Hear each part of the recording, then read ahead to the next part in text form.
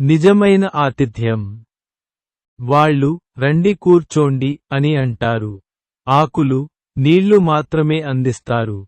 ఆహారం, సూప్ కోసం కావలసిన పదార్థాలు తెస్తారు. మీకు కావలసినంత తినమని చెబుతారు. లేదా మేము అడగకముందే వాళ్ళు ఆహారం, పదార్థాలు వడ్డిస్తారు. కొందరు కఠినంగా, మీరు ఇలా ఎందుకు తింటున్నారు? ఒక పిడికెడు ఆహారం తీసుకొని తినండి అని అంటారు. అదే నిజమైన ఆతిథ్యం. నకిలీ ఆతిథ్యం. మీరు తింటారా? మీరు రసం మరియు ఊరగాయలు మాత్రమే తింటారా?